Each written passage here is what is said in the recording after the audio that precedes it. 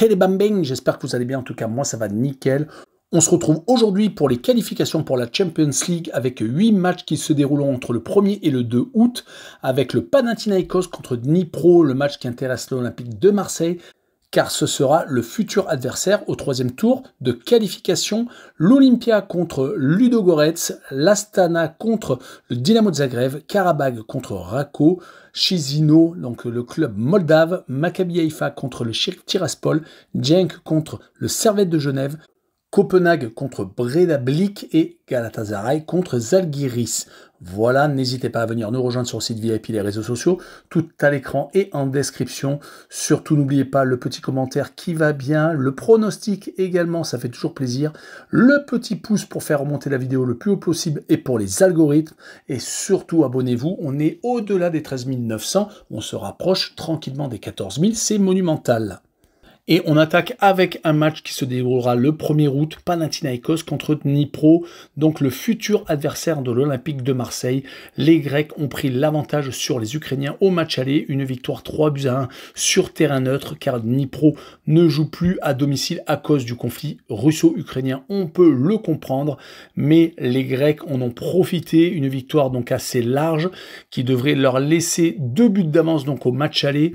Sur les matchs amicaux, ils avaient pourtant été assez moyens, une seule victoire contre le club Chypre de Larnaca, un match nul contre le club israélien de l'Apple Bir Shiva et enfin une défaite contre le club espagnol du Rayo Vallecano.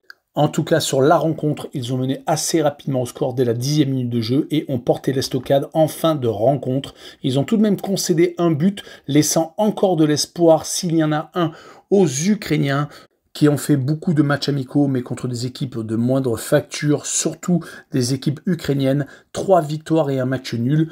Mais ça n'a pas suffi. En tout cas, sur cette rencontre, je vois une victoire du Panathinaikos 3-1 et je verrai le Pana marquer le plus de 1,5 buts sur le match et une cote à 1,64.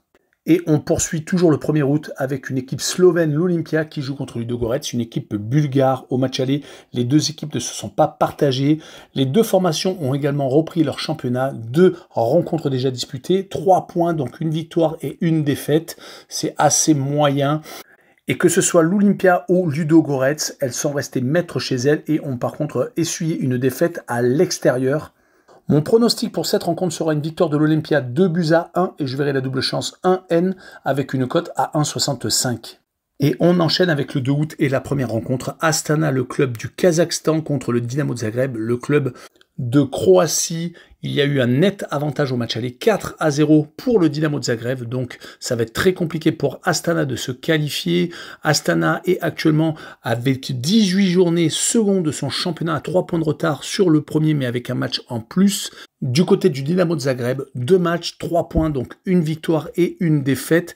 Une victoire en déplacement, c'était ce week-end, et une défaite à la maison d'entrée de jeu contre Hajduk Split, un autre monstre du championnat croate.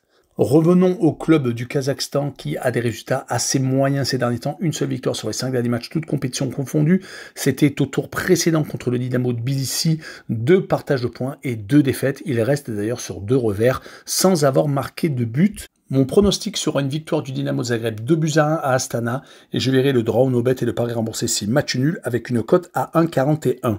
On poursuit avec Karabag contre Rako, un club polonais. Karabag et d'Azerbaïdjan. Ils commencent à être un peu connus dans le milieu européen. Rappelons qu'ils avaient joué contre l'Olympique de Marseille il y a 2 saisons en Ligue Europa Conférence. Les Marseillais s'étaient imposés à l'aller et au retour. Mais Karabag, c'est une équipe qui est assez solide, même si elle a perdu 3-2 au match aller en Pologne. À domicile, par contre, elle a tendance à rester souvent maître. En tout cas, depuis la reprise entre les matchs amicaux et le match de Ligue des Champions au tour précédent, c'est 2 victoires et un match nul contre Ferencváros. Du côté de Rako, les matchs s'enchaînent, que ce soit toutes compétitions confondues depuis 1 mois à peu près, avec des matchs contre des équipes polonaises, des matchs également contre le Slavia de Prague qu'ils ont perdu, mais c'était donc en match amical le 2 juillet. Ils se sont bien entendu depuis repris, perdant quand même contre le Legia Varsovie en coupe, faisant 0-0 et perdant au penalty. Ils ont enchaîné depuis 4 victoires sur les 5 derniers matchs, toutes compétitions confondues.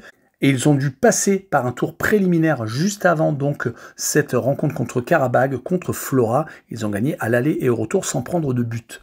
Mais sur cette rencontre, je verrai bien Karabakh s'imposer à la maison 2-1 et je verrai le plus de 2 buts sur le match et une cote à 1,68. Et on poursuit avec le Maccabi Haïfa contre le Sheriff Tiraspol, l'équipe israélienne contre l'équipe de Moldavie, mais plus précisément de Transnistrie. Les deux formations n'ont pas encore repris le championnat, mais sont déjà passées par un tour préliminaire. Du côté du Maccabi Haïfa, ils ont sorti l'Amrun Spartam gagnant à l'aller et au retour. Par contre, du côté du Sheriff Tiraspol, il a fallu éliminer le club roumain de Constanta qui était coaché par George Hagi. Je pense que les anciens le connaîtront.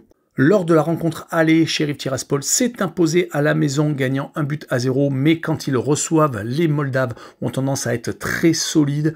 Du côté du Maccabi Haïfa, on espère bien entendu renverser la situation, mais ils sont également très solides quand ils reçoivent, que ce soit la saison dernière ou lors des matchs officiels cette saison. Une victoire donc contre le Amran Spartans et également contre le Beitar Jérusalem.